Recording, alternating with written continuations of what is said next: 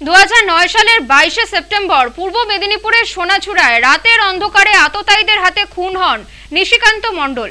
তিনি নন্দীগ্রাম ভূমিরক্ষা আন্দোলনের অন্যতম নেতা ছিলেন। তার স্মরণে প্রতি বছরের 22শে সেপ্টেম্বর দিনটি স্মরণ করা হয়। এদিন শহীদ নিশিকান্ত মণ্ডলের মূর্তিতে মাল্যদান ও পুষ্পার্ঘ নিবেদন করে শ্রদ্ধা জানান রাজ্যের বিরোধী দলনেতা শুভেন্দু অধিকারী। ত্রিস্তরীয় পঞ্চায়েতি রাজ ব্যবস্থায় তিনি 25 বছর যুক্ত ছিলেন। সেই কারণে রাষ্ট্রপতি পুরস্কারও পান তিনি।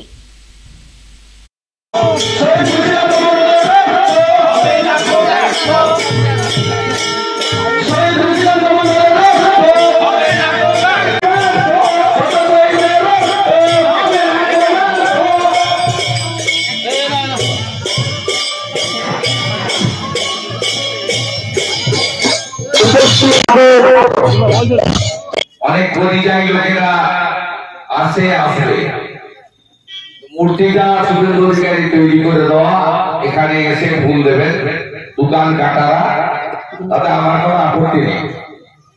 আমরা আজকের দিনে এই নেতাকে স্মরণ করব এবং প্রত্যেকে নিশিকান্ত মণ্ডল যেভাবে গণদরদি সৎ স্বচ্ছ ইমেজে একজন লড়াকু সংগ্রামী নেতা ছিলেন।